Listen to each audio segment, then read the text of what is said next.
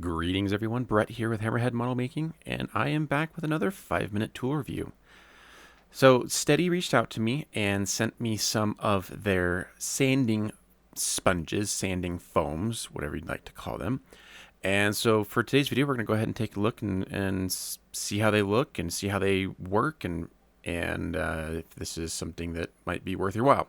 So they do come packaged in these nice little color-coded boxes, and the box color corresponds to the color of the sanding sponge, which in turn corresponds to the grit. And so, from outward appearance, they look really nice, aesthetically pleasing. The sponges are, I found them to be just the right size, not overly large, but not small, too small that you can't, really use them. And what's nice about these little boxes is that they do essentially act as storage devices for you. So by removing the top, you can keep all your sponges in the box. Keep it off to the side of your workbench or wherever is convenient for you, and then pull them out as needed. And from all outward appearances, they look nice. So we're going to go ahead and just kind of run through the different grades here on some plastic. I'll use this P51H here as my test bed, and we'll see how they actually work. So we're going to start with the lowest grit here, the 400 to 600. Now it is interesting, most sandpapers or sand sponges or what sanding sticks will always list it as like this is 400 grit or 320 or whatever. This has like a range. So I'm not 100% sure what that means. If there's like variation that it's between 400 to 600 grit, I'm not sure. I kind of was expecting a little bit more bite out of 400 grit, but it took a little while, but eventually I got to where I was wanting. So now we'll move up to the next one. So this is 600 to 800 grit, and the nice thing about these sponges is that they are designed to be used wet or dry. And generally, if I'm doing anything above 320 grit sandpaper, I will usually do it wet. I feel like it works better sanding it wet than sanding it dry. So from pretty much at this point, all the testing will be done wet. And so I'm spending about 30 to 60 seconds per grit, working my way up to the higher grit sandpapers.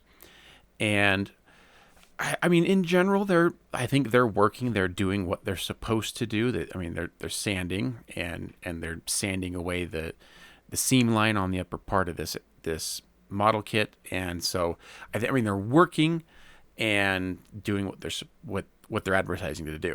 So with the final one, this one has a range of 2,000 to 2,500. And this is where I'm going to give you my first bit of criticism for these.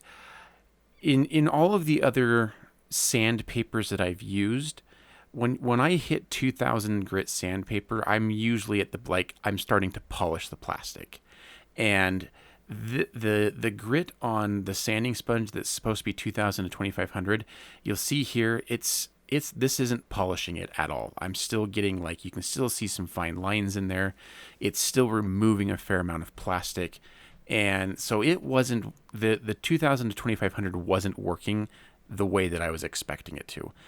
My second critique for this is the 400 grit and the 2,000 grit are almost the exact same color. Now, if you always keep these in little boxes, that might not be an issue. But if you have these out on the table and you reach to grab for one, you're thinking it's 2,000 and it's actually 400, just might cause some problems. I kind of wish they would have used different colors. Like one could have been purple and one could have been red or something. I don't know.